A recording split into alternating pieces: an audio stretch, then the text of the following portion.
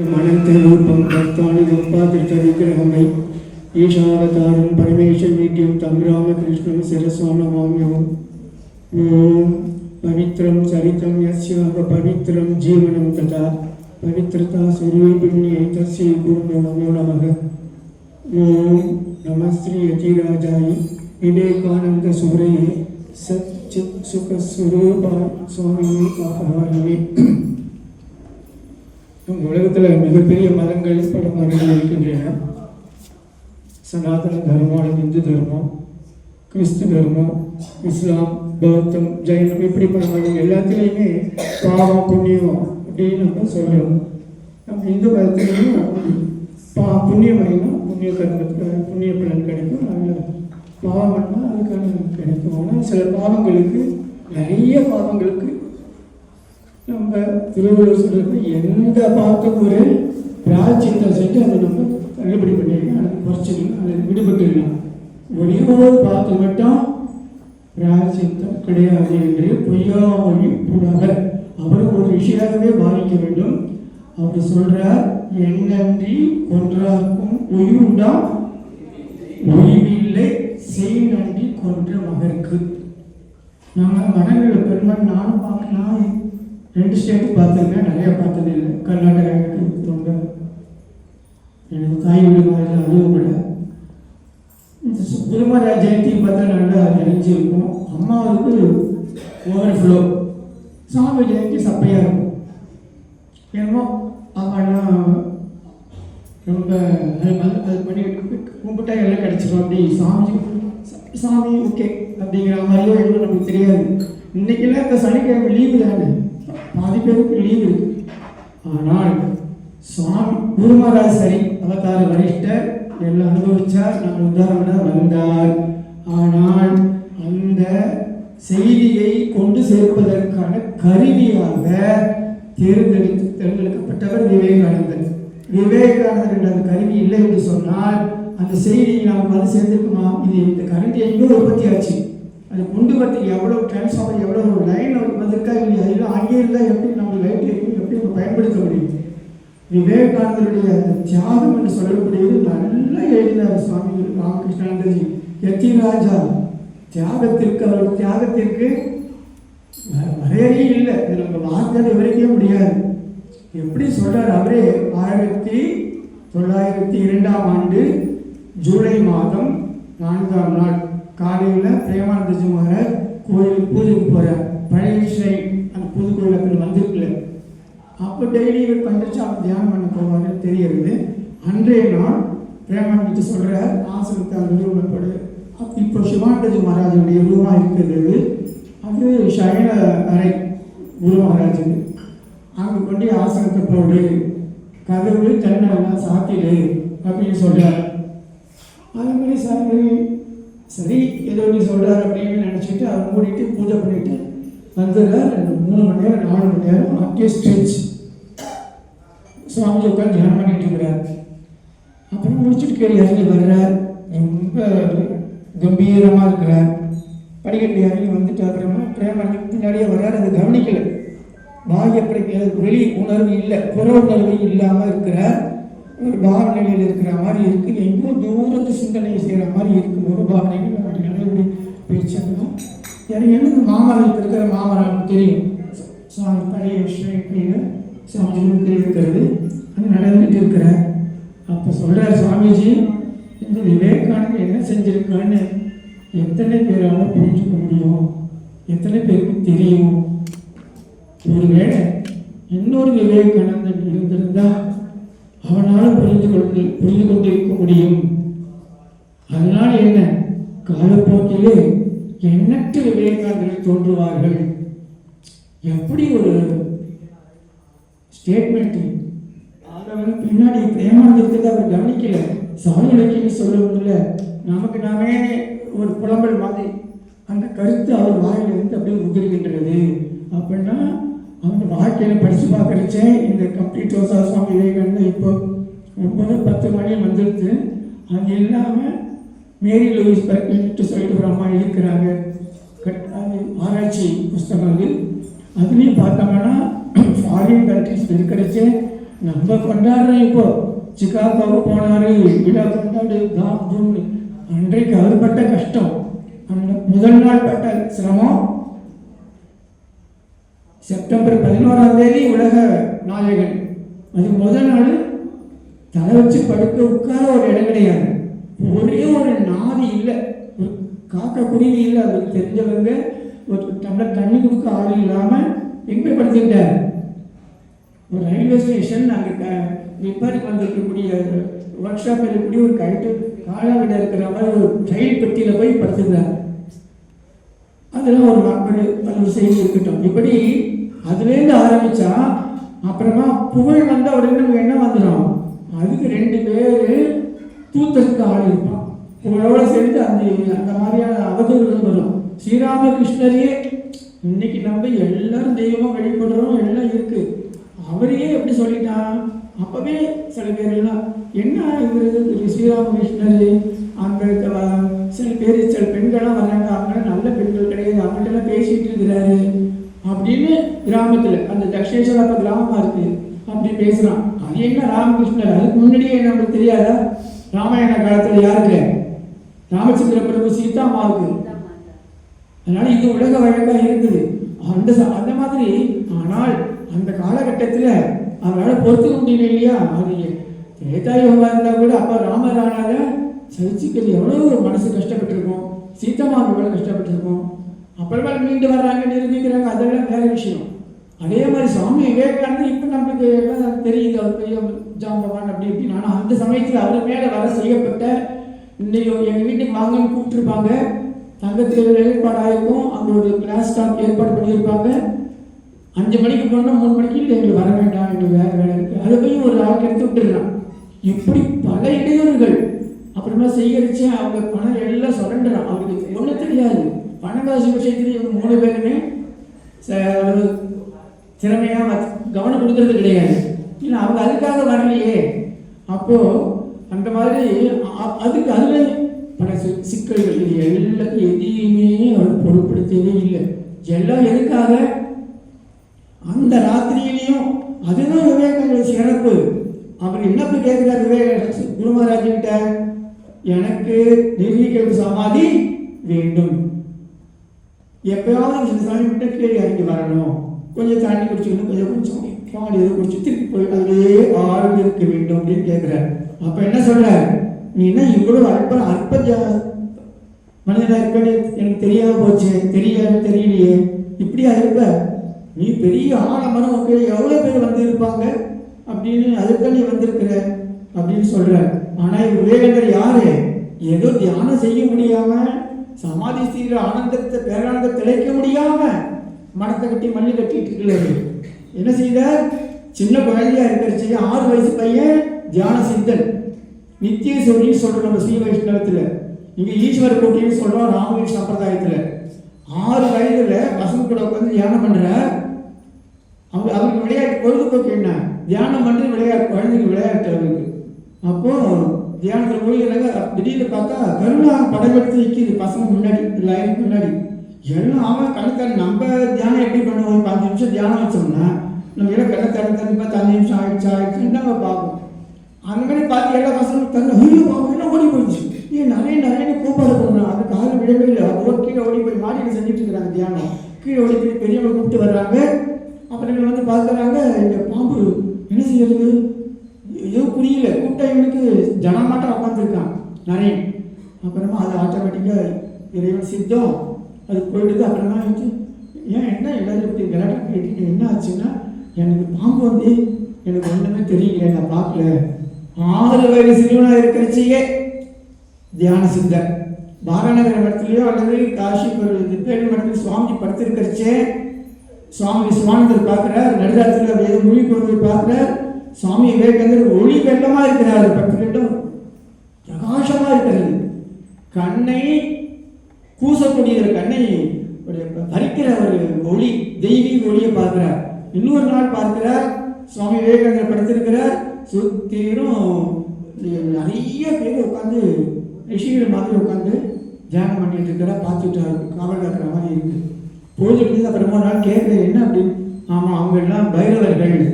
யார் பைரவர்கள்? எங்க இருப்பாங்க? கைலாசத்துல சிவபெருமானுடைய அடியாட்கள் மாதிரி நம்ம கொச்சனூர் காட்சி சொல்றாங்க. அவருடைய அடியவர்கள், அவருக்கு பாதுகாவலர்கள், அவருடைய பிளாக் ஹைட் வாழணும், அவங்க தான் இவங்கன்னு சொல்றாரு. அப்ப என்ன, சிவபெருமானே தான் வந்திருக்கிறார். அதனாலதான் ஆசுதோஷிங்கிற மாதிரி சிவபெருமானுக்கு நம்மளை பத்தியும் ஒரு அக்கறை இருக்கு. தன்னுடைய சுகத்தையே பார்க்கல, மக்களுக்கு என்ன பண்ண முடியும். அடுத்தது அவருடைய சிறப்பு இன்னும் நம்ம பார்க்குறோம்னா, எல்லாம் ஆட்சி அமெரிக்கா போகிறதுக்கு முன்னாடியே அவருக்கு என்னமோ நாட்டை சுற்றி நடந்து வந்தார். கையில் காசு ஒத்த பைசா எடுக்கல. தெய்வத்தை நம்பி இருக்கிறது என்று சொன்னால் அதுதான் அந்த டோட்டல் சரண்டர், முழுமையான சரணாகதி. ஒரு பைசா இல்லாமல் சுற்றி வர்றாரு. ஆனால் அவருக்கு பிடிபடலை. ஆணை பிறப்பிச்சுட்டு போயிருக்கிறார். டியூட்டி டாஸ்க் கொடுத்துட்டு போயிட்டார் குருநாதர். அது எப்படி அமல்படுத்துறது எப்படி அப்படின்னு வழி சரியான ஒரு மெத்தட் தெரியலையே பரிதவிக்கிறார்.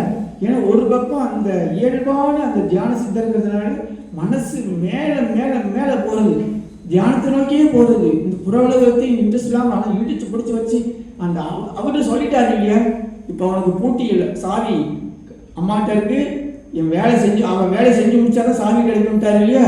அதனால இந்த பக்கம் அந்த பக்கம் தள்ளாடுறாரு, வழி தெரியலையே தவிக்கிறார்.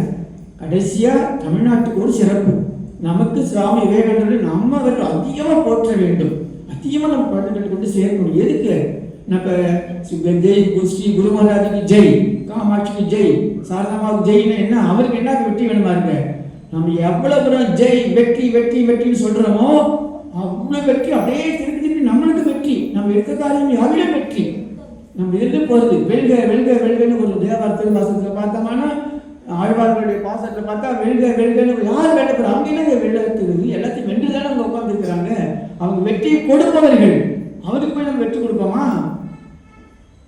அந்த சொல்றது மாதிரி நமக்கு அவர்கள் வெற்றியை கொடுப்பவர்கள். அப்ப இவர் அங்க நம்ம அவர் விவேகானந்தர் போற்ற போற்ற நம்ம தமிழ்நாட்டுக்கு சிறப்புன்னா சிறப்பு. தமிழ்நாடு ஒரு ஆகச்சிறந்த ஒரு ஸ்தலமாக நம்ம முதல்ல தனிச்சிறப்பு நிறைய இருக்கு. ஆல் இந்தியா ஓகே, இந்தியா பாரதம் புண்ணிய பூமி அதெல்லாம் இருக்கு. ஆனால் இப்போ உலகம் பூராவுக்கும் ஒரு புண்ணிய பூமி, ஒரு ஆதார ஸ்ருதி அப்படின்னா அதே பாரத பூமி. இங்கேதான் நல்ல பாரத நாடு, படம் பெறும் நாடு, நீரதல் புதல்வர் இந்நினைவு அகற்றாதீர் பாரதியார். அந்த பாரத நாட்டிலேயே கல் தோன்றி முன் தோன்றா காலத்தில் முன் தோன்றிய மூத்த குடி தமிழ்நாடு. இங்கே ரிஷிகள் முனிகளும் அந்த காலத்திலே இருந்தே இருந்திருக்காங்க.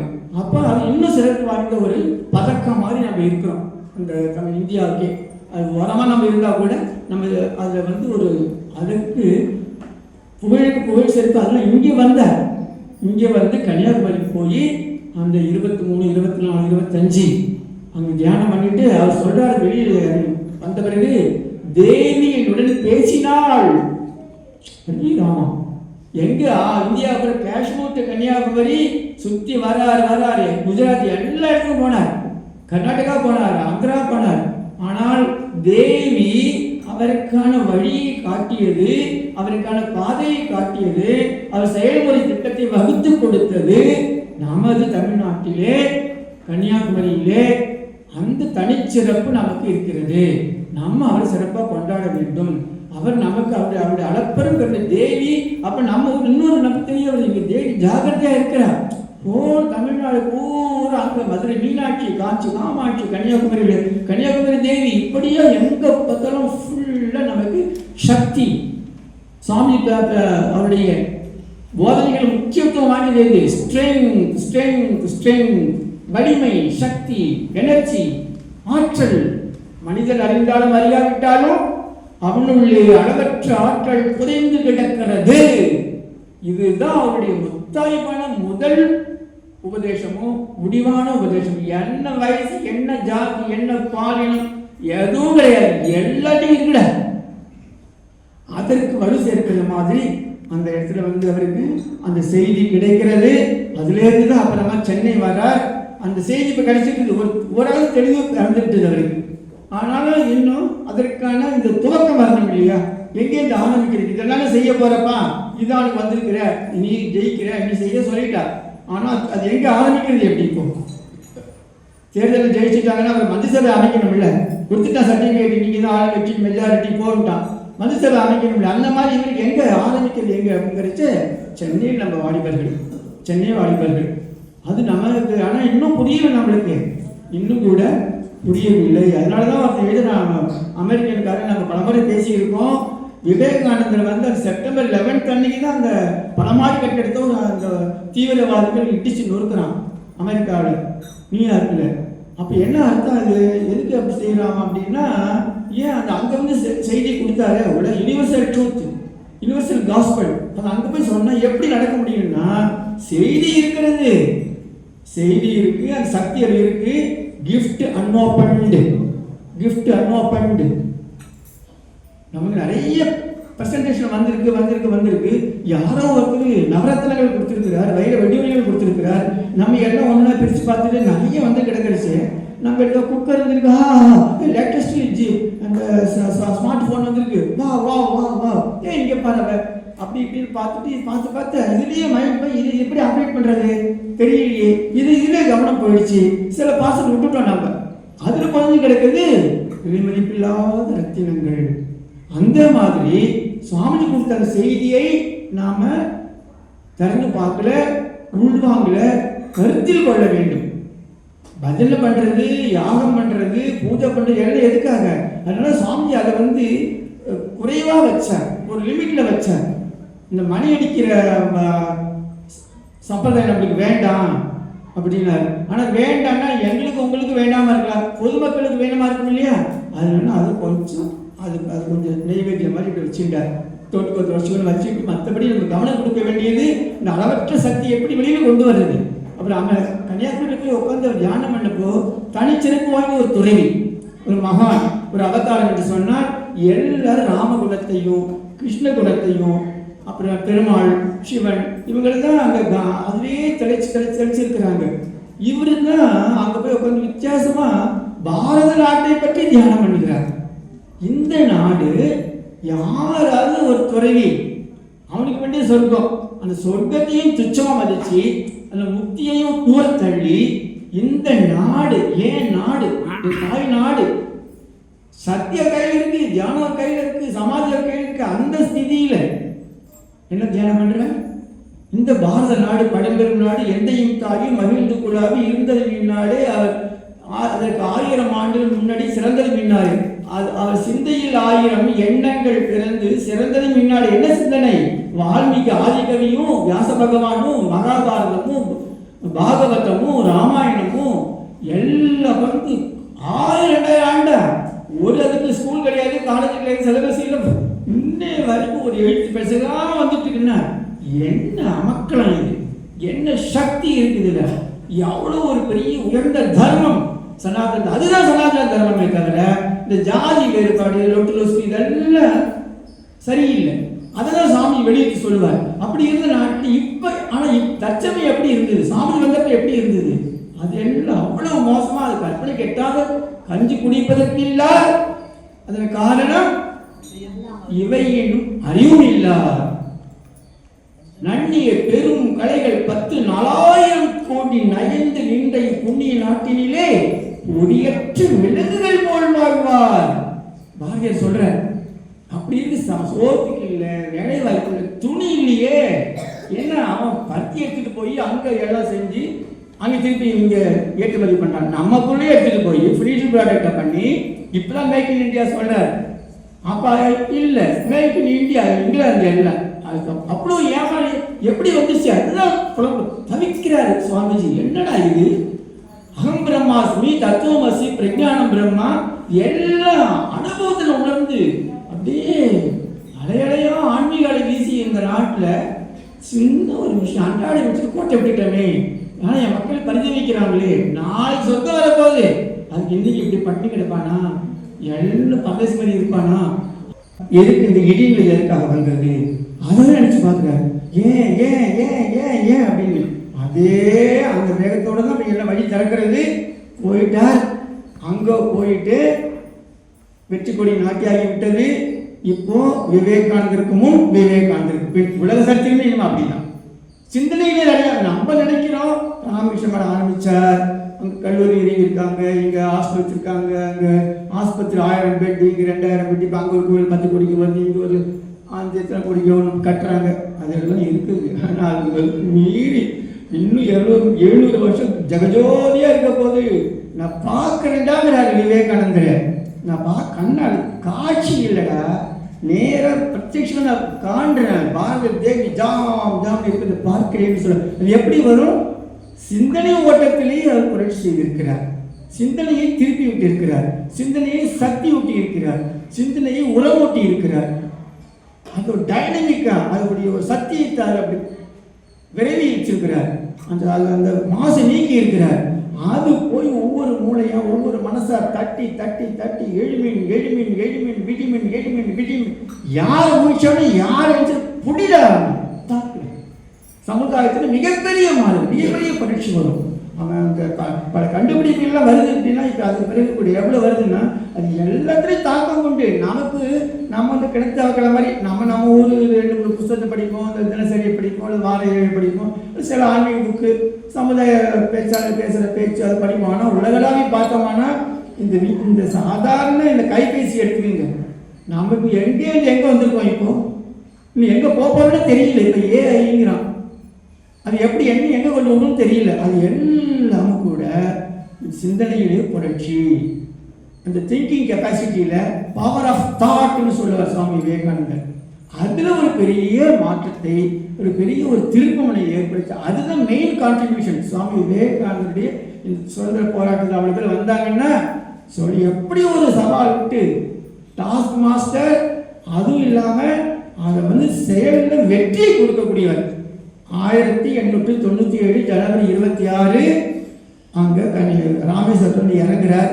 எல்லாம் கேட்குறா, பேச்சில் முடிஞ்சது, சாமி சுதந்திரம் அப்படி எப்படியோ சுதந்திரம் என்ன சுதந்திரம் நாளைக்கே வாங்கி கொடுத்துடலாம், வச்சு காப்பாற்றுங்கிற ஆள் இருக்கிறேன், மனிதர்களை தயார் செய்ய அப்படி சொல்லிட்டு இன்னும் 50 வருடங்களில் 1897 சொல்கிறார், இன்னும் 50 வருடங்களில் இந்தியா சுதந்திரம் பெற்றே தீரும். 1897 1847 பாருங்க, கரெக்டாக 50வது வருஷம் இந்தியா சுதந்திரம் அடைந்து விட்டது. எவ்வளோ பெரிய தீர்க்கதரிசி, எவ்வளோ இப்படிதான்டா அடுத்த 50 ஆண்டுகளுக்கு எல்லா தெய்வத்தையும் கும்பாபிஷேகத்துக்கு நம்ம அந்த இதில் போட்டு வைக்கிறோம்ல, பாலாலயம் பண்ணி வைக்கிறோம்ல, அந்த மாதிரி வச்சுட்டு பாரத மாதாவை இந்த தேசத்தை வழிபடு பொருளாக வழிபடுங்கள் அப்படின்னு இப்போ வழிபடுறது எல்லாத்தையும் மணியை தூக்கிட்டு சாம்ராணி போட்டு போகிறது கதை கடையாக போகிறோம். அந்த மாதிரி அல்ல.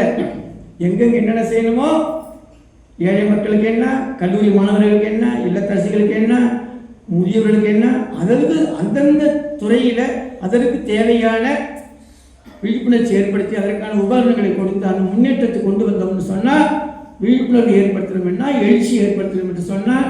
அப்படின்னு சொன்னார். அதுக்கு செவி கொடுக்கப்பட்டது, கருத்தில் கொண்டார்கள்.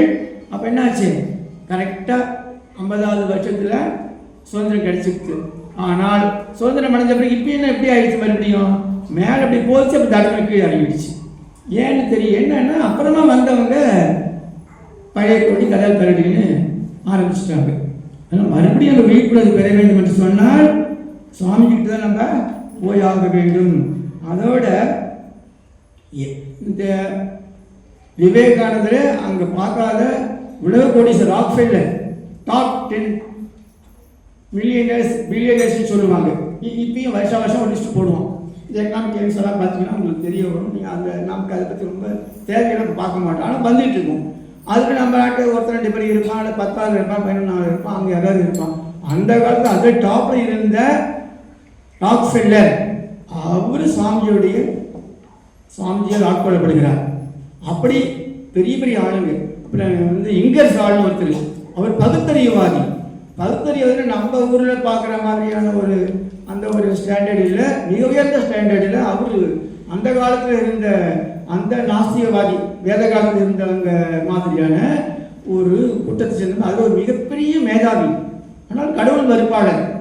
அவர் வந்து சுவாமிஜியை பார்க்குறார், அவரையும் சுவாமிஜி வெற்றி கொள்கிறார். வாதத்தில் இந்த லாஜிக்காக பேசி கன்வின்ஸ் பண்ணி, இந்த சும்மா ஏதோ முரட்டு வாதம் இல்லை, காரண காரியங்களோட விளக்கி வெற்றி கொள்கிறார். இப்படி மேதாவிகள், அறிவாளிகள், விஞ்ஞானிகள் அப்புறமா இந்த பணக்காரர்கள் செல்வந்தர்கள் இவர்கள் எல்லோரையும் வெற்றி கொண்டு இந்தியா வந்துட்டா இப்போ நம்மளுக்கு என்ன எனக்கு இப்போ நிறைய வந்துட்டு இருக்குது. ஒரு அம்மா சொன்னா அவனுக்கு $50 கொடுக்குறேன் சுவாமிஜி, சாமி மாதம் மாதம் $200. அப்பா செட்டில்டு, லைஃபே செட்டில்டு. என்ன இப்போ லேட்டஸ்ட் கார் என்ன வந்திருக்கு, அதை வாங்கலாமா, இது பார்க்கலாமா, அது இன்னும் என்னென்ன செய்யலாம், இன்னும் எப்படி ஜாமான் பண்ணிக்கலாம், இதை நம்ம சிந்தனை. ஆனால் அவர் என்ன சொல்கிற, அந்த காலத்தில் சதாசிவம் நினைவு குறிப்பு தொடர்கிறது. பிரபல தேசபக்தரான கோல்கர் காசியில் சுவாமிஜி சந்திக்க வந்தார். சுவாமிக்கு உடல்நிலை சரியில்லாமல் படுத்திருந்தார். கோல்கர் பணியுடன் வந்து அங்கே தரையில் விரிக்கப்பட்டிருந்த விரிப்பில் அமர்ந்து கொண்டார். இருவரும் ஆங்கிலத்தில் பேசத் தொடங்கினர். நாங்கள் சற்று தொலைவில் அமர்ந்திருந்தோம். அவர்கள் பேசுவது என்ன என்பதை எங்களால் கேட்க இயலவில்லை. பேச்சு தொடர்ந்தது. திடீரென்று சுவாமி உத்வேகம் பெற்றவராக கட்டிலில் எழுந்து அமர்ந்தார். நான் எப்பயும் உட்காந்துப்பேன், வந்து பேசிட்டு முடியல. சாமி நாங்கள் போயிருந்தேன், சென்னைக்கு போயிருந்தேன், அம்மா சொல்ல வச்சுருங்க, நீங்கள் சொல்லிட்டு இருந்தீங்களே இந்த ப்ராஜெக்டில் அதுக்கு ஒரு 10 கோடி கொடுக்கலாமான்னு கேட்டாங்கன்னு சொன்னால் நான் என்ன செய்வேன், டாக்டர் உட்காந்து அப்படியா ரொம்ப நல்லதுமா, நிறைய புண்ணியம் கிடைச்சதுமா, உங்களுக்கு புண்ணியம், கொடுக்குறவங்களுக்கு புண்ணியம், சொர்க்கம் கிடைக்கும், என்னென்னமோ அவ்வளோதான். என் நோயெல்லாம் பறந்தது, ஆஸ்மா போச்சு, எல்லாம் போச்சு. இப்போ ஏன் 10 கோடி சும்மாவா? எங்கள் பிரதேசமே எங்கள் மருந்தப்பட உள்ள ஆளுகள் 10 கோடி. ஆனால் பாருங்க, எழுந்து உட்காந்து என்னது ஆரோக்கியம், மிகவும் ஆரோக்கியமானவர் பேசு. கட்டில் எழுந்து அமர்ந்தார். மிகவும் ஆரோக்கியமானவர் போல் பேசத் தொடங்கினார். நேரம் செல்ல செல்ல அவர் உணர்ச்சி வசப்பட்டவராக ஆனார். அவர் மெல்லிய குரல் தடித்து கம்பீரமாக கேட்கத் தொடங்கியது. கண்கள் பெரிதாகின. உதடுகள் சுருங்கியும் மடிந்தும் தடித்தும் உணர்ச்சிகளை வெளிப்படுத்தின. உருவங்கள் ஏறி இறங்குவதும் நெற்றியில் சுருக்கங்கள் தோன்றி மறைவதுமாக அவர் முகம் சிவந்தது. குரல் கணீர் என்று ஒலிக்கத் தொடங்கியது. இப்போது எங்களால் தெளிவாக அவர் பேசுவதை கேட்க முடிந்தது. சுவாமிஜியின் உள்ளே அடங்கி கிடந்த ஆற்றல்கள் அனைத்தும் முழு வேகத்துடன் வெளிக்கிளம்புவது போல் இருந்தது. இத்தகைய உருமாற்றத்தை பிரமிப்புடன் கோல்கர் பார்த்து கொண்டிருந்தார். ஏதோ மனோவசியத்திற்கு உள்ளானவர் போல் சுவாமிஜி கூறுவதை கேட்டுக்கொண்டிருந்தார். சுவாமிஜி தொடர்ந்து பேசினார்.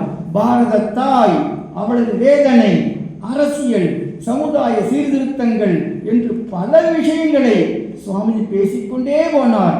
இடிபோல் முழங்கியது அவரது குரல். இது அடிக்கோடிட வேண்டும். வறுமையும் நோயும் பீடித்து இவ்வளவு இழிவுற்று கிடக்கின்ற இந்த இந்தியாவில் இனிமேலும் வாழ்வதில் என்ன நன்மை? ஒவ்வொரு கணமும் நமது பாரதத்தாய் நரக வேதனையை அனுபவித்துக் கொண்டிருக்கிறாள். அவளுக்கு உண்ண உணவில்லை, உடுக்க உடையில்லை, அவமானமும் துன்பமும் தான் அவளது தலையில் நிரந்தரமாக எழுதப்பட்டுள்ளன. அவள் மூச்சு விடுகிறாள், வாழ்கிறாள் என்பதற்கு அது ஒன்றே அறிகுறியாக உள்ளது. அவள் வாடுவது நரகத்தீயில், அது உறுதி, அது நிச்சயம்.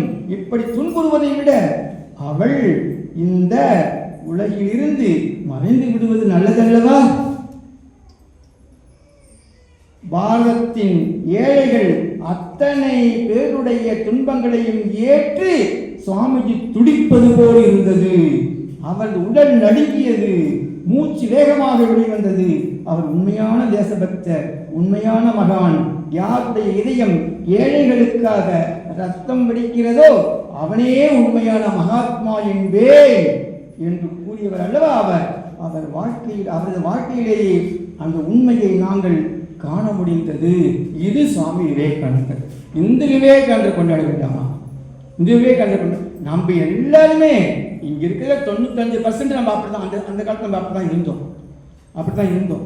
இந்த 75 வருஷத்துல, இந்த 100 வருஷத்துல நம்மளாம் ஒரு இங்கே இருக்கிறவங்கெல்லாம் அப்பர் மிடில் கிளாஸ் அல்லது கொஞ்சம் ஹையர் கிளாஸ் ஆகிருக்கும். ஆனால் அவர் இருந்த காலத்தில் நம்ம எல்லாருமே பல உரிமைகள் நமக்குள்ளேயே என்ன ஒரு அறிவறுக்கத்தக்க பழக்க வழக்கங்கள்லாம் இருந்தது.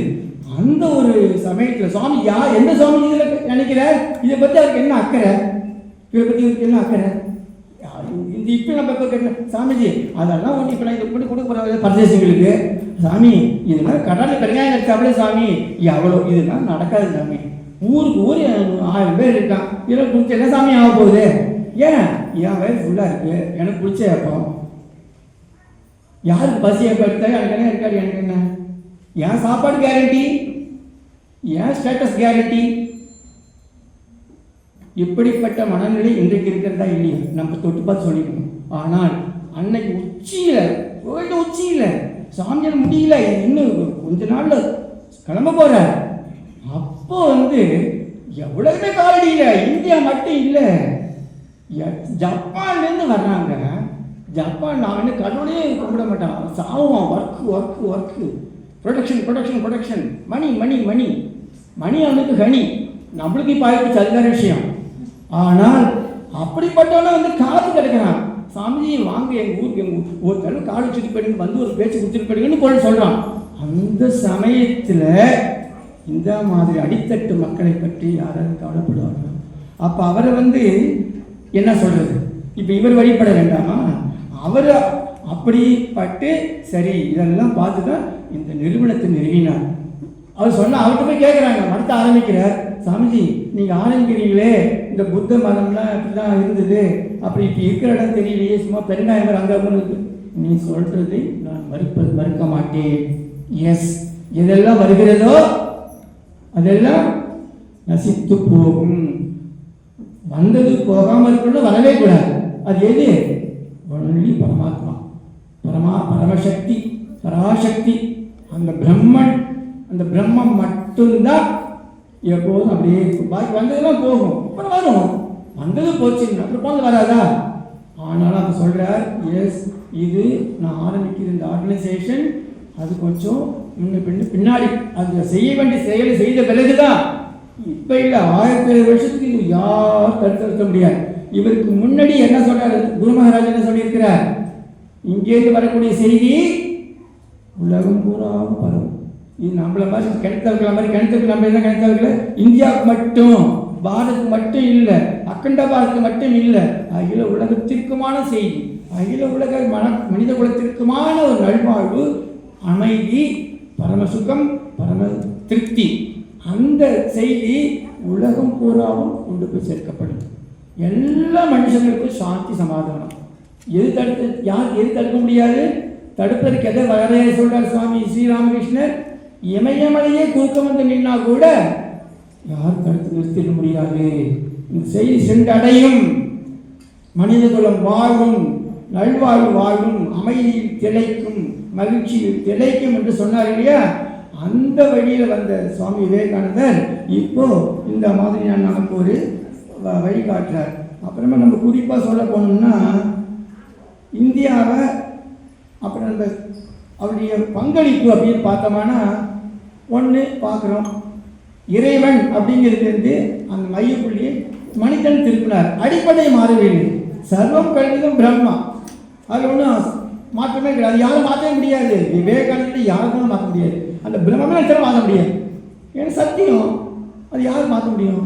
அப்படி இருந்தாலுமே இங்கே அந்த மனுஷன் இருக்கிறதுல இருந்து தெய்வம் காமாட்சி, விவேகானந்தர், குரு மகாராஜங்கிறத மனிதனுக்கு திருப்பினார் சுவாமிஜி. அப்போ மனிதனுக்கு சேவை செய்ய எப்படி சேவை செய்ய போகிற? அந்த மனுஷன் கூட யாருக்கு? நம்ம ராமகிருஷ்ண பக்தர்கள். இப்போ யாருக்கு மனிதன் இருக்கிறாங்க?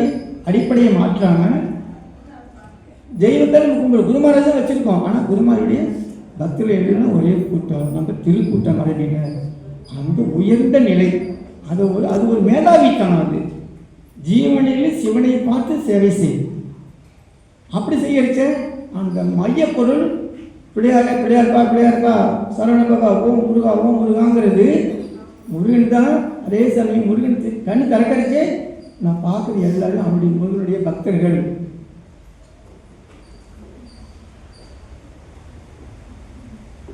முருகன் மட்டும் இருந்தத மனுஷன் பக்கத்தில் இருக்கிறார், மனுஷங்க உள்ளடக்கிறார். அப்புறமா நம்ம சுவாமிஜி இந்த சமயத்தில் எதுக்கு அவர் பார்த்தோம்னா சொல்லுவார், நிறைய திட்டுவார், பயங்கரமாக திட்டுவார். நமக்கு ரொம்ப சில சமயம் சில பேரை விட்டுட்டு ஓடிடுவான், அப்படி இருக்கும். ஆனால் எதுக்காக? சில விஷயங்கள சும்மா கொஞ்சம் எண்ணெய் சுளுக்கு வந்துட்டுதுன்னா கொஞ்சம் நல்லெண்ணெய் போட்டு தடவி விட்டு வந்துடும். சிலருக்கு ஆயின்மெண்ட் போட்டு சில ஊசி போட்டு சிலருக்கு என்ன பண்ணணும், அறுவை சிகிச்சை செஞ்சு தான் ஆகணும். சாமி இது ஹார்ட்டில் வந்துருக்குன்னா ஸ்டண்ட்லாம் போட முடியாது, ஓப்பன் ஹார்ட் சர்ஜரி பண்ணி தான் ஆகணும்னா என்ன ஆகணும், பண்ணி தான் ஆகணும். இல்லைன்னா ஹரே ராமகிருஷ்ணா தான், ஹரி ஓம் ராமகிருஷ்ணா சொல்ல வேண்டியதுதான். அதனால தான் அது சொல்லுவார். அதனால அவர் அந்த அந்த அத்தாரிட்டி அவருக்கு இருக்கு. என்ன சொல்றாங்க ஒரு அறிஞன், இவர் இறைவனால் மனித குலத்திற்கு ஆணையிடுவதற்கென்று ஆணையுடன் மனித குலத்திற்கு அனுப்பி வைக்கப்பட்டவர் சொல்றார்.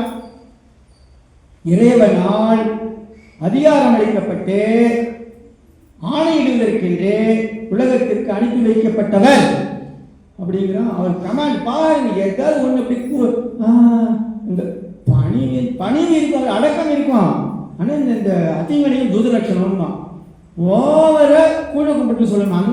பேச்சுக்கு அடிக்கல, கம்பீரம் தான் விவேகானந்தா. அது பிடிக்கணும், ரொம்ப பிடிச்சிக்கும் அவங்களுக்கு. யாருக்கு சுபாவம் இருக்கோ போனோடனே பிடிச்சிருவார் விவேகானந்தர். அப்படி சொல்லக்கூடியவர். ஆனால் அந்த அப்போ இருந்த மதங்களில் லோக்கல் கலாச்சாரம் சொல்ல வட்டார வழக்கு தான் மதமாக இருக்கிறது. இப்பவும் அது இன்னும் கொஞ்சம் மட்டுப்பட்டுருக்கலாமே தவிர இன்னும் குறிப்பிட்ட அளவு மட்டுப்படவில்லை என்றதை சொல்லிட்டு நம்மளே பார்க்கலாம். வட்டார வழக்கு அதே தர்மம் கிருஷ்ண ஜெயந்தின்னு வந்துட்டுதுன்னா அங்கே ஒரு மாதிரி கொண்டாடுவோம், நம்மளுக்கு ஒரு நாள் ஸ்ரீ ஜெயந்தியுமா கிருஷ்ண ஜெயந்தியுமா, இது ராதா பிறந்தது, அதுக்கு அங்கே அங்கே அஷ்டமி முதல் நாள் ஏகாதசி, எத்தனை கோளாறு நம்மக்கிட்ட. அதில் சோலார் வந்தது, இது லூனார் வந்தது, இது என்ன சனி நேற்று போட்டிருக்கேன், இது என்ன இன்னைக்கு போட்டிருக்கேன், இது சந்திரன் மண்டலத்துது, சூரிய மண்டலத்துது. இப்படி இதுவே தான் அதிகப்படியான நம்முடைய சமயங்கள் நேரம் வீணாகிட்டு இருக்குது. நிறைய வேண்டாத சம்பிரதாயங்கள் அந்த காலத்தில் ஒன்று இருந்திருக்குது. அதெல்லாம் நான் எசென்ஷியல் என்று சொல்லுவார் சுவாமிஜி. அத்தியாவசியமாக இருக்குது என்று மாறாது, மற்றது எல்லாம் அப்பப்போ மாறிக்கும். இப்போ நம்ம வந்து ஜெயந்தி கொண்டாடுறோம் இல்லையா, இங்கே கொண்டாடுறோம் இன்னைக்கு சனிக்கிழமை. ஃபாரின் என்ன கொண்டாடுறது தெரியுமா, அது தொடர்ந்து அப்படியே ஞாயிற்றுக்கிழமை கொண்டாடுவாங்க. ஏன்னா 6 நாள் அவங்க ஓடி ஓடி உழைச்சாதான் ஒரு நாள் உட்கார முடியும். அவங்ககிட்ட அங்கே பருப்பு வேகாது, அவங்களால முடியாது, அவங்க வேலை பார்க்க அவங்க விடமாட்டாங்க. அவ்வளோ ஒர்க்கு அங்கே இருக்குது அவங்களுக்கு. அப்போ நீங்கள் இங்கே மாற்றி இப்போ இதை வச்சுட்டு ஒன்றும் இதுதான் அப்படின்னு சொல்லிட்டோம். அது எப்படி இன்றைக்கி தான் திதி, இன்றைக்கி தான் நட்சத்திரம் அப்படின்னு நடக்குமா? முக்கியமான என்ன, அவரை நினைவு கூற வேண்டும், அவரை வழிபட வேண்டும், அவருக்கு நம்மளை அஞ்சலியை செலுத்த வேண்டும், அவருடைய சரணாகதி அடைய வேண்டும். அதுக்கு சிறப்பான ஒரு நாள் வந்திருக்குன்னா அன்னைக்கு எங்களுக்கு முழுமையாக அவருக்கு அர்ப்பணிக்கிறதுக்கு ஒரு சந்தர்ப்பத்தை ஏற்படுத்திக் கொள்கிறோம். அது சனிக்கிழமையாக இருந்தாலும் ஞாயிற்றுக்கிழமை செவ்வாய்க்கிழமை இருந்தாங்கன்னா அதை ஒட்டிய நாட்களையும் ஒரு நாள் நாங்கள் செஞ்சுடுவோம், எங்களுடைய மனரஞ்சனை செலுத்துவோம், பக்தி செலுத்துவோம். அதான் முக்கியமே தவிர இதே நாள் சொல்லணும் செய்ய முடியாது. அப்படின்னா அப்போ செய்ய முடியாது அப்படின்னு எப்படின்னு சொல்ல முடியும்? ஈசாவாசம் இதம் சரம்னா அப்போ அங்கே விவேகானந்தர் இல்லையா, ஜெயந்தி கொண்டாடு அந்த பக்தர்களுக்கு வேண்டாமா? அது மாதிரி அப்பப்போ சில விஷயம்னால இப்போ என்ன பண்ணுறோம், நம்ம அதை விடுறதே இல்லை, அதையே பிடிச்சிக்கிட்டு அதையும் முக்கியத்துவம் கொடுத்துட்டு உண்மையாக அந்த கடவுளுக்கு உண்மையாக வர வேண்டியது என்ன, அகம் பிரம்மாஸ்மி. அது அடிப்படையாக வச்சு தான் நம்ம அர்ச்சாவதார மூர்த்தி கும்பிடுறது என்னத்துக்காக வச்சுருக்காங்க, தத்துவம் ஏற்படுத்தப்பட்டிருக்கிறது. அதை பார்த்து அது உள்ள அது வெளியில் பார்க்குறது என்ன வந்தால் இருக்கணும், என் உள்ளத்திலே வர வேண்டும். என்னுடைய ஆத்மார்த்தமாக இருக்கக்கூடிய என் உள்ளத்திலே எழுந்தல் இருக்கிறார் பெருமாள், புரிந்து எழுந்தல் இருக்கிறார் ஸ்ரீராமகிருஷ்ணர், என்னுடைய அந்தர்யாமி. அந்த நிலையை நோக்கி நம்ம நகரணும். அதற்கான ஒரு அடிப்படை ஆரம்பம் தான் இந்த எல்லா சம்பிரதாயங்களும். இதை ஞாபகத்தை வச்சு இதுக்கு பிரதானம் கொடுத்து இந்த படித்தின தரங்களில் நம்ம ஆத்மார்த்தமாக ஈடுபடணும். ஸ்ரத்தைன்னு சொல்கிறோம். அதனால தான் நான் இப்போ வழிபடுறேன், சால கிராமத்தை வழிபடுறேன், பானேஸ்வரியா வழிபடுறேன். ஆனால் அங்கேயே சுவாமி சொல்லுவார், it is better to born in church but bad to die in சர்ச்சும்பார். அங்கேயே ஆரம்பிச்சு அங்கேயே சாமியா ஒரு முன்னேற்றம். எல்கேஜிலேயுமே இருக்கீங்களா 15 வருஷமும்? எல்கேஜிலேருந்து வரணும் இல்லையா, எம்ஃபில் வரைக்கும் வரணும் இல்லையா, அப்படின்னு வைஸ் சான்சலர் ஆகணும் இல்லையா? அந்த மாதிரி நம்ம முன்னேறி செல் குருமலை சொல்லி கொடுத்துருக்கிறாரு. கோ ஃபார்வர்ட், அடுத்தது அதுக்கு எப்போனும் சரி, அதுக்கு கவனத்தை திருப்புறார் சுவாமி விவேகானந்தர். சம்பிரதாயம்லாம் இருக்கட்டும், ஆனால் அதையும் முக்கியத்துவம் ஏற்படுத்த வேண்டும். இந்து மதத்தின் அடிப்படை தத்துவங்கள் மேலே கவனம் கொடு. எல்லாரும் யார் இருக்கிறா, தெய்வம் இருக்கிறது. அது எனக்கு புரியல சாமி, ரொம்ப கஷ்டமா இருக்குன்னா எல்லா குழந்தையும் வசுதேவ குடும்பம், இந்த உலகமே இறைவன் மயம்தான்.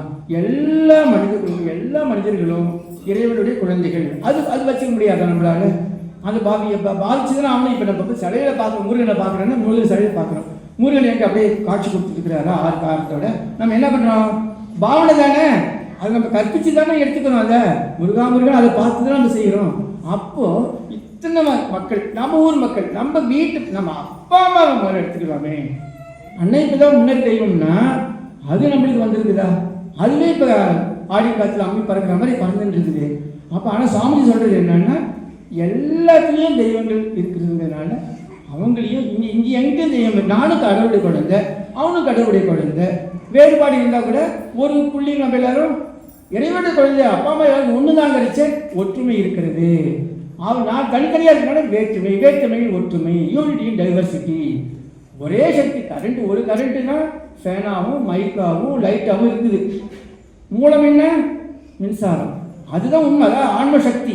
ஒரே ஆத்மா தான், ஒரே சூரியன் பல இடங்கள் இருக்கக்கூடிய பிரதிபலிக்குது. அப்போ இல்லை 100 சூரியனாக இருக்குது இல்லை. அதுதான் அந்த யூனிட்டி. இங்கே பார்த்தா பல அண்டா மாதிரி தெரியுது, குண்டா மாதிரி தெரியுது, குளத்தில் பார்த்தா குளமாட்டம் தெரியுது, சமுத்திரமாக தெரியுது. அது வேற்றுமை. ஒற்றுமை என்ன? ஒரே சூரியன் தான். அந்த கருத்துக்கு நம்ம கொண்டு சேர்க்கக்கூடியது தான் இது. கல்லை பிடிச்சிட்டு கல்லையே நிற்கிறது, கல்லை வழிபட்ட கல்லையை வழிபடுன்னு கேட்கணும். கல்லை வழிபாடு யாரு? சுவாமி சொல்லுவார். யாரு போய் பிள்ளையாரு, ஓ பிள்ளையார் கல்லு பிள்ளையாரே அப்படி யாரும் வேண்டுறது இல்லை. பிள்ளையாரப்பா, காமாட்சி, ஏகாம்பரி, சிவா, அதாவது பெருமாளே என்ன வேண்டது? யாரும் போய் கல்லே பெருமாளே பெருமாளே கூப்பிடுறோம் நம்ம. அப்போ நம்ம வந்து பாவிக்கும். அதே பாவனை இங்கே வரட்டும். அப்போ தான் இந்த அந்த சமயங்கிறதோட சமுதாய நோக்கமும் இருக்க வேண்டும். அதுதான் இந்து மதத்துடைய சிறப்பு. அவன் சொல்லுவான், நம்ம இப்போ பதிவாக வேண்டாம், வேற்று மதங்களில் எங்கேயோ தூரத்தில் இருக்கிறார், நான் வேற, நீ செய்ய, அதை நம்பிக்கை வச்சுக்கோ. நீங்கள் நம்பிக்கை பிரச்சனையும் இல்லை. நம்ம இப்படி இதெல்லாம் நமக்கு சவால் விட்டுருக்காங்க. நம்ம வேதங்கள் ஒவ்வொரு சவால் விட்டு சொல்லுது நமக்கு. இந்த மாதிரி நீ எல்லாருக்கும் வந்து நம்மள என்னால் முடிஞ்சது, என்னுடைய சகோதரனுக்கு என்னால் முடிஞ்சது, ஏழை கட்டி எழுவண்டு அவன் செய்யிட்டு கொண்டு போயிட வேணாம். அது அந்த மனப்பான்மை இருந்தால் போதும், நம்ம அந்த உச்சிகளை அடைந்து விடலாம். அதுக்காக நம்மகிட்ட காசு இல்லையே, படிக்கலையே, சில பேருக்கு சில மதங்கள் நம்ம இதுலையே பெண்களுக்கு உரிமை கிடையாது அப்படிலாம் சொல்லப்பட்டிருக்கு. அது எல்லாம் உடச்சார் சுவாமி விவேக். அது ரொம்ப ரொம்ப ரொம்ப ரொம்ப வார்த்தையே இல்லை. இந்த சாஸ்திரம் உபநிடத்துங்கிற பகவத்கீதை எல்லாரும் படி பகவத்கீதை ஊழல் கூட போட்டு ஊரா எல்லாருக்கும் நான் இல்லை சுவாமி விவேகானந்தர். அதெல்லாம் பிடிக்காது எவ்வளோ பேருக்கு, இப்போவே பிடிக்காது.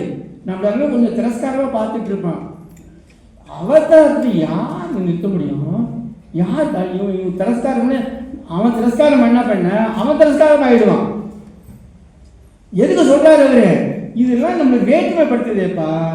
ஒற்றுமை கொண்டு போய் சேர்க்கிறதுக்கு பதிலாக மதம் என்பதும் தெய்வ வழிபாடு என்பதும் ஒற்றுமையும் சகோதரத்துவம் அன்பு சமத்துவத்தோட கூடிய நல்வாழ்வு, சண்டை சச்சரவு பிரிவு இதெல்லாம் எதுக்கு? எப்படி வந்து அது எப்படி நம்ம அது கடவுளுக்கு எப்படி பொருத்தமாக இருக்கும்? அதனால வேண்டாம். இந்த பகவத்கீதை ஆண்கள் படிக்கலாம், பெண்கள் படிக்கலாம். வேதங்கள் ஆண்கள் படிக்க எல்லாம் யூடியூப்ல பாருங்க சார். பெண்கள் வந்து உள்ளத்துக்கு கிளாஸ் எடுக்கிறாங்க, பிரகதாளுக்கு பற்றி சொல்லிட்டு இருக்கிறாங்க, சாந்தோக்கு பற்றி சொல்லிட்டு இருக்கிறாங்க. அது இன்னொரு சமய பிரிவு இருக்கு நம்ம இந்த மாதிரி. அவங்க எல்லாம் தேடி கொடுத்து அவங்க சொல்லி கொடுக்குறாங்க. நம்ம சாதாரண நடக்கிறோம் நம்மகிட்டயே. அவங்க எல்லாம் அங்கே போய் நாங்கள் போய் புருஷத்தை சொல்லிட்டு உட்காந்துருக்கிறோம். பூஜை பண்ணி குருவோடைய ஸ்தானத்தை கொடுத்தது சுவாமி விவேகானந்தர். பெண்களுக்கான ஒரு இடத்தை கொடுத்தது முக்கியமான பங்களிப்பு.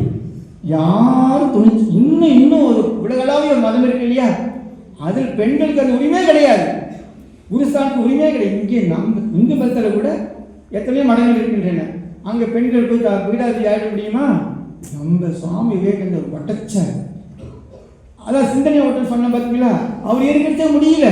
ஆனால் சிந்தனையிலே திருப்பத்தை ஏற்படுத்தி அதை உயர்த்தி அது உண்மையான சத்தியத்தை அவரால் திணிக்க ஊடுருவ செய்ய முடிந்தது.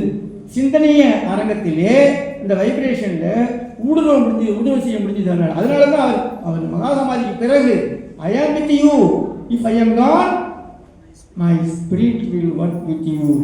நான் உங்களுடன் இருக்கிறேன், நான் மறைந்து விட்டால் என் சக்தி உங்களுடன் வேலை செய்யும். அவன் விவசாயியாக இருக்கலாம், கூலிக்காரனாக இருக்கலாம், ஐஏஎஸ்ஸாக இருக்கலாம், ஐபிஎஸ்ஸாக இருக்கலாம், சயின்டிஸ்டாக இருக்கலாம், எந்த மந்திரியாகவும் இருக்கலாம், எல்லாருக்கூடையும் நான் வேலை செய்வேன். அப்படிங்கிறதுனால பெண்களுக்கு அந்த உரிமையை கொடுத்து முதல் அவங்க சன்னியாசம் கொடுக்குறாங்க.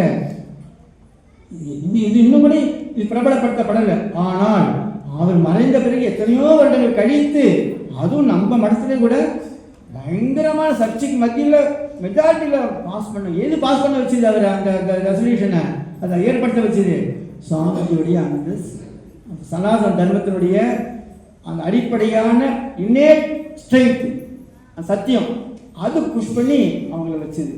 அப்போது பெண்களுக்கான ஒரு அப்புறமா நம்ம எல்லாருக்கும் ஜப்பான் பண்ணுறது இருக்குது, தியானம் பண்ணுறது இருக்குது, அந்தர்யோகம் இருக்குது, நிறைய சாதனைகள் இருக்குது. இறை காட்சி பெறுவதற்கும் அந்த ஜீவன் முக்தராகிறதுக்கு சுவாமிஜி ரொம்ப எல்லாருக்கும் காமனாக இதை முடியாது சொல்லவே முடியாது யாருமே.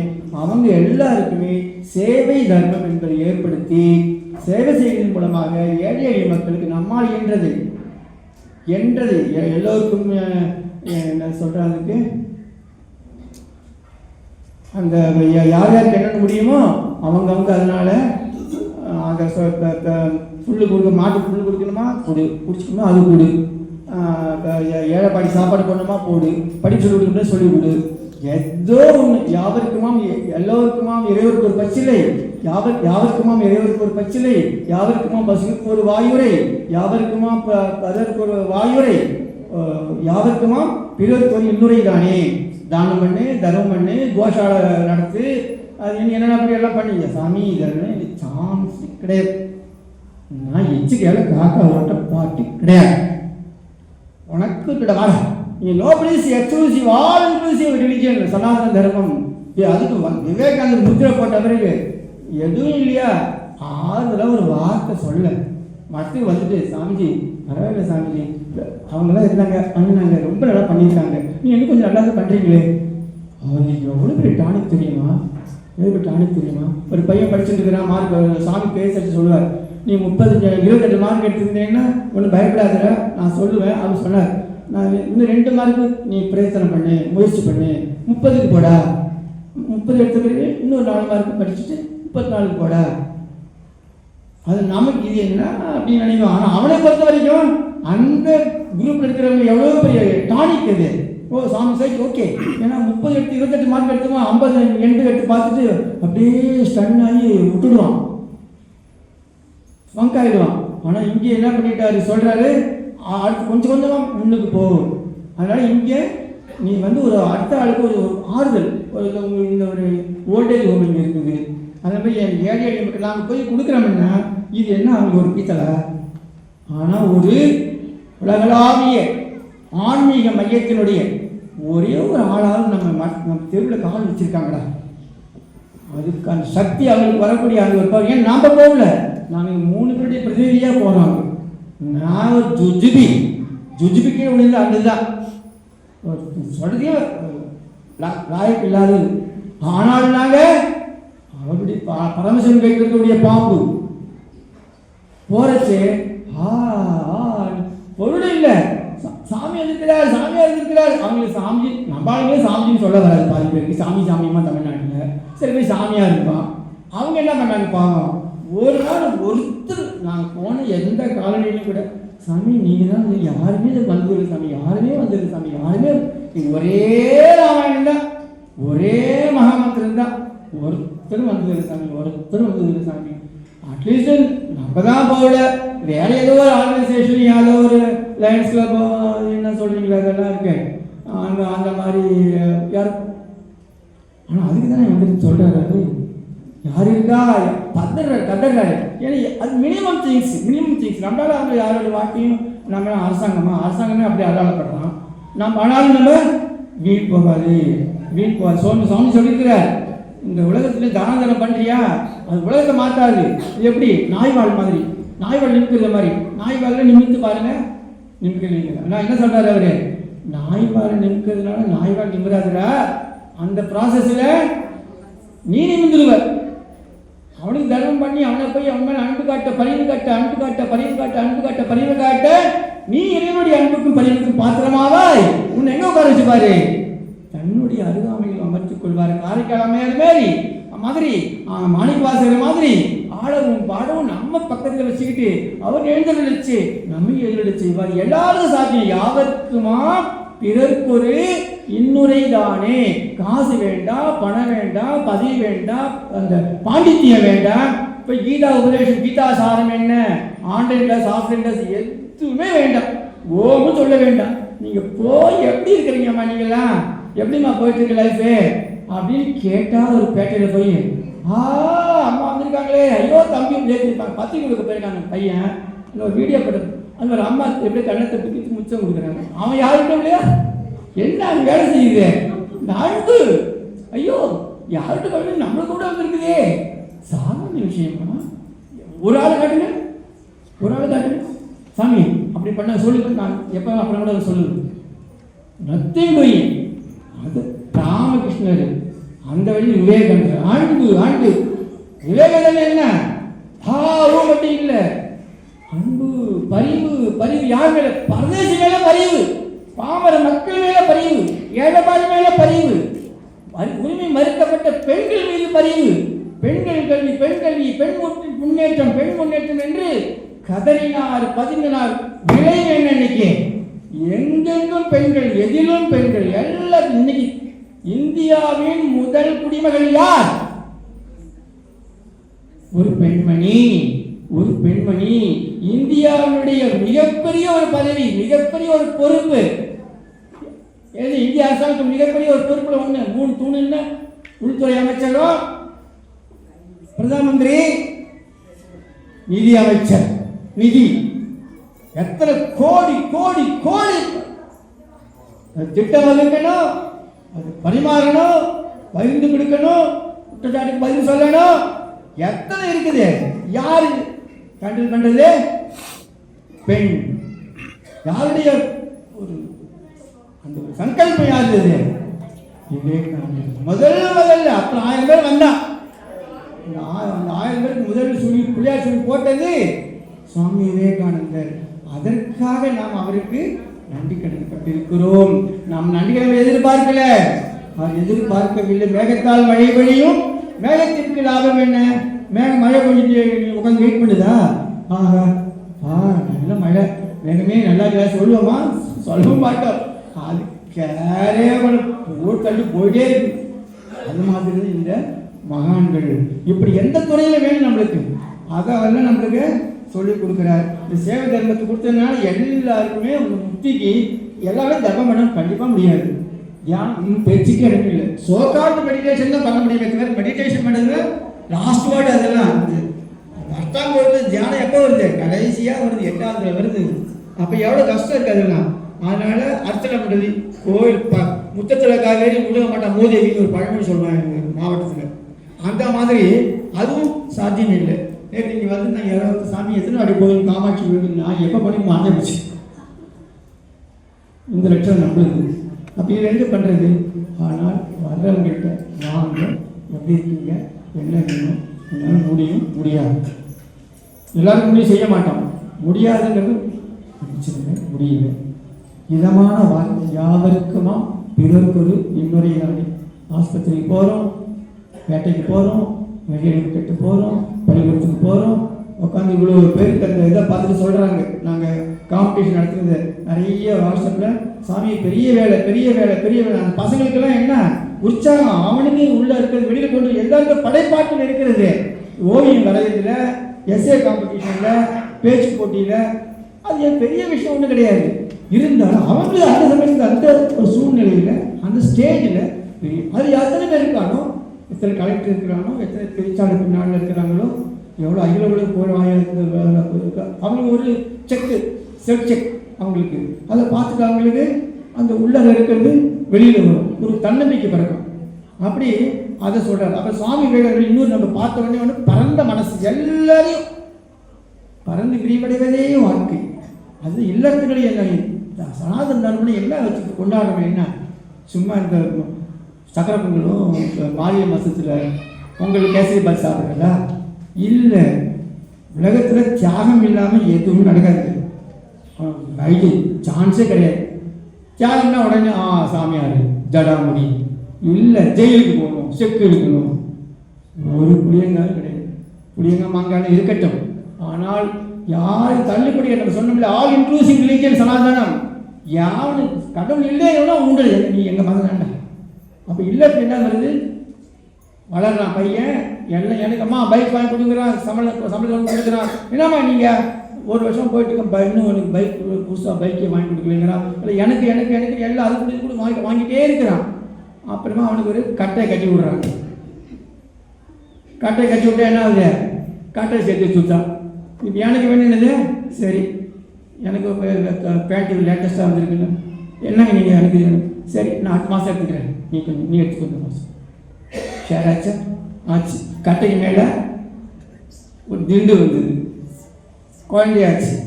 2 பேரும் சேர்ந்து என்ன சார், என்னங்க பசங்க இந்த என்ன எனக்கு இது வேணும், இவனுக்கு ஒரு டிமாண்ட் இருக்குது, உனக்கு தேவை பெரிய தானே இருக்குது. 3வது ஒரு குழந்தை வருது.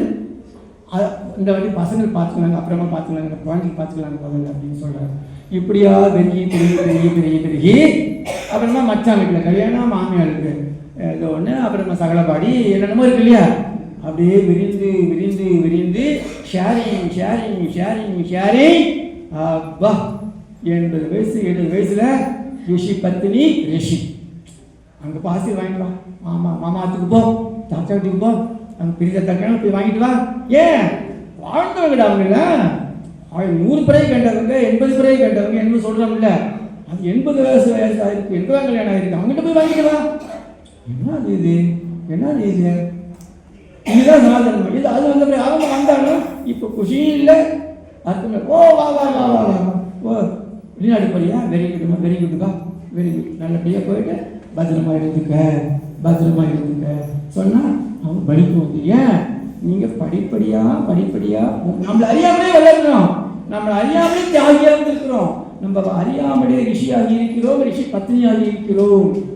அந்த சொல்லி கொடுத்தது விவேகானந்தர். அதுதான் இல்லறன்னா சும்மா ஏதோ மறுபடியும் இன்னும் வீடு கட்டு, வீடெல்லாம் கட்டி எல்லாம் வச்சுக்கலாம், தர்மார்த்த காம மோட்சம் எல்லாம் வச்சுக்கலாம், ஒன்றுமே பிரச்சனையே இல்லை. ஆனால் அதோடு கூடவே ஆட்டிடியூட் சேஞ்சுன்னு சொல்கிறான் ஆங்கிலத்தில். அணுகுமுறையில சின்ன ஒரு லைட்டாக ஒரு சேஞ்ச்.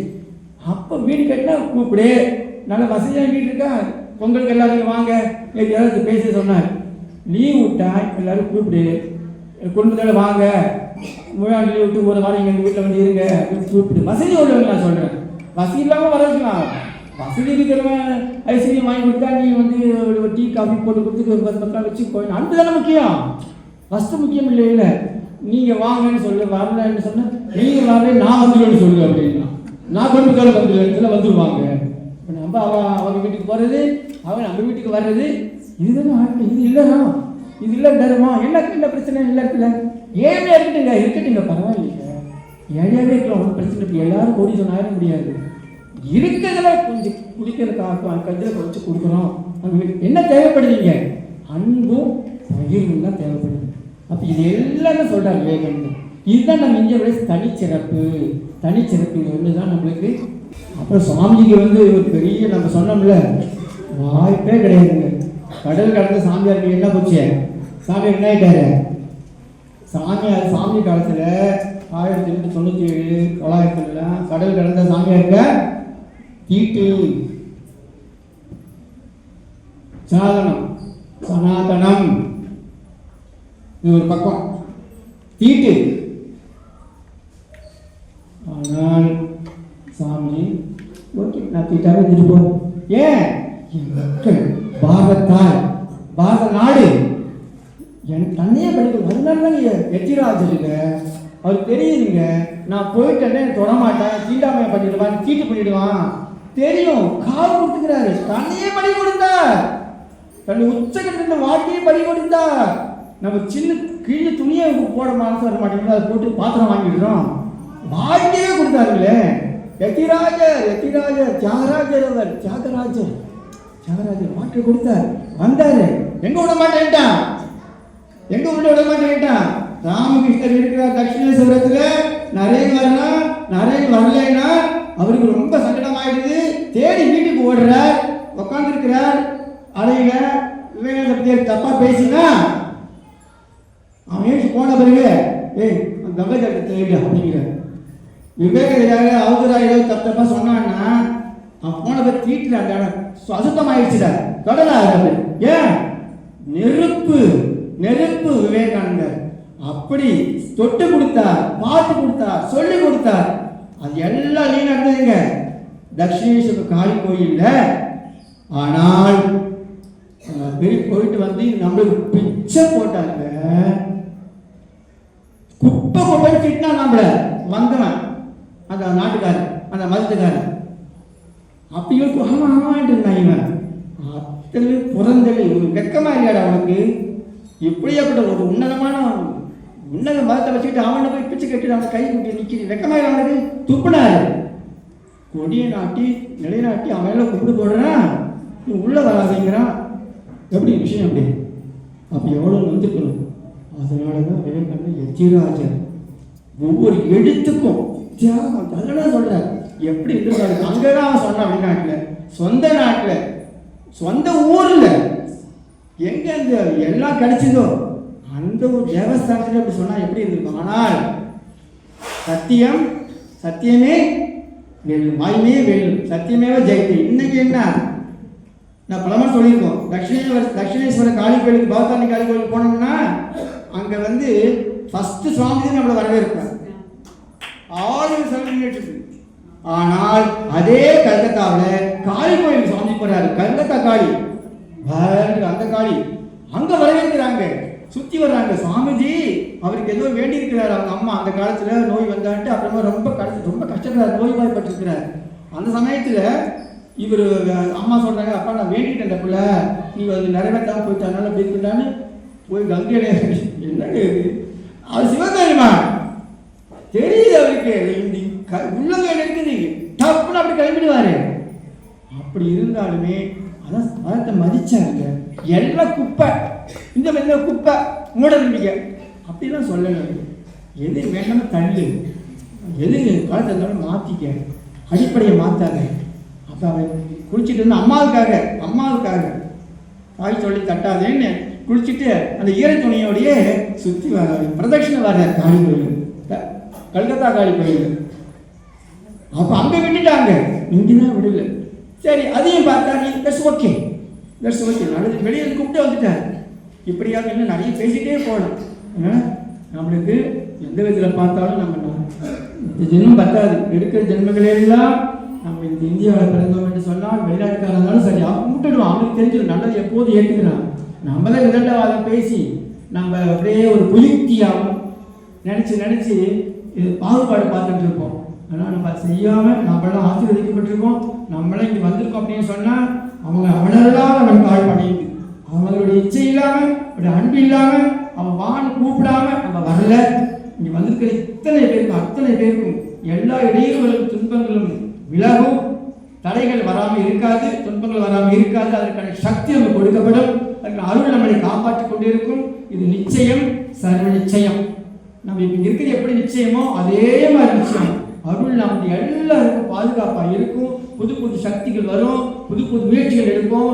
அனைத்திலும் நமக்கு இந்த திருமூலர் அருளினாலும் விவேகானந்தர் அருளினாலும் வெற்றி வெற்றி வெற்றி, நிம்மதி நிம்மதி நிம்மதி, மன மகிழ்ச்சி மகிழ்ச்சி மகிழ்ச்சி என்பதை மனதிலே உறுதிப்படுத்திக் கொள்வோம், மனதில் நிலைநிறுத்திக் கொள்வோம் என்று கூறி ஓம் சாந்தி சாந்தி சாந்தி. ஹரி ஓம் தத்சத். ஸ்ரீராமகிருஷ்ணார்ப்பணமஸ்து.